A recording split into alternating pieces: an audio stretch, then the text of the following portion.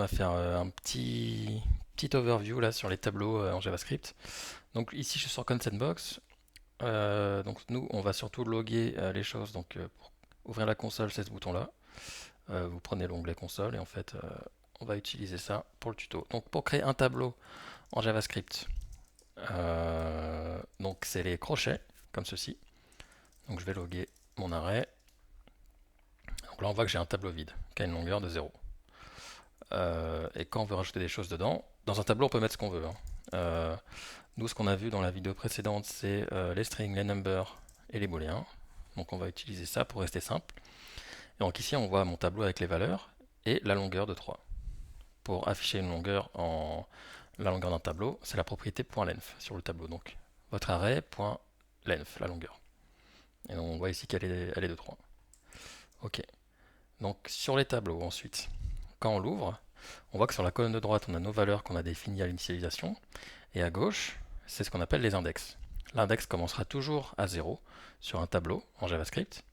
Et ensuite, il va incrémenter de 1 par, à chaque fois que vous avez un élément. Et donc, ça ne posera pas de problème en JavaScript d'avoir plusieurs fois les mêmes valeurs dans un tableau, parce qu'en fait, l'index ici sera toujours différent. Donc, à noter comme notre index commence à 0, le dernier index sera toujours la longueur, donc 5 moins 1, 4. Donc voilà, ça c'est un petit point à noter. Hop. Alors, je me remets avec ma longueur de 3. Donc, pour accéder à un élément précis d'un tableau, on va réutiliser les crochets. Donc, on écrit le nom de notre tableau. Moi, c'est arrêt. Les crochets. Et ensuite, on va utiliser cet index. Par exemple, là, si je regarde à l'index 0, j'ai bien John, ici.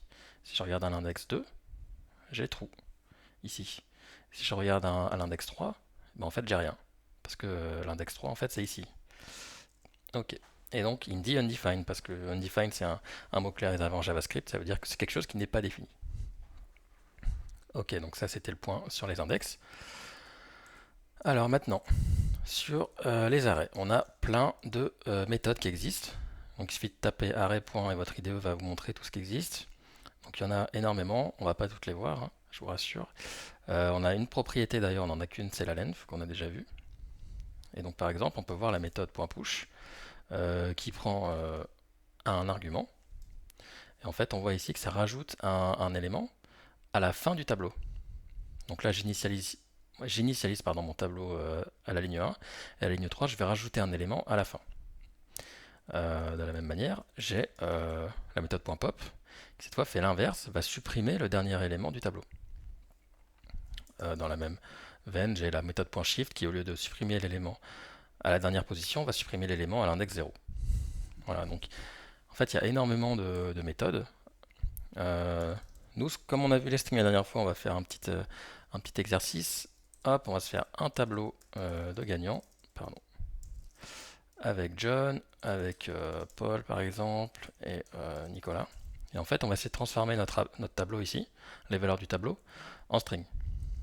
Donc, hop, pour ça, on va loguer nos winners, on va utiliser la méthode join sur notre tableau qui prend un argument, pardon, comme on le voit ici, c'est qu'on appelle le séparateur, et ça nous retourne une string. Et donc on voit ici que j'ai ma string, John, Paul, Nicolas, tout attaché. Et en fait ici c'est le séparateur, donc je peux passer un peu ce que je veux, et on voit que ça va joindre en fait les éléments du tableau avec mon séparateur ici. Donc nous on va essayer de se faire quelque chose de sympa. Hop, et comme on a appris la dernière fois à concaténer les strings, bah en fait on peut utiliser ce qu'on a déjà appris. Pour se dire par exemple que les gagnants sont, hop, et on se met un petit point à la fin. Hop, comme j'ai utilisé des doubles strings, je vais l'utiliser partout. Ok. Et donc là, on a une string qui est bien formatée à partir d'un tableau. Et donc on voit facilement comment en fait on va changer un peu de type à nos variables. Donc c'était la première introduction sur les tableaux. On va s'arrêter là pour cette vidéo. Donc pareil, hein, si vous avez la moindre question, n'hésitez pas, vous les mettez en commentaire et moi j'y répondrai en vidéo.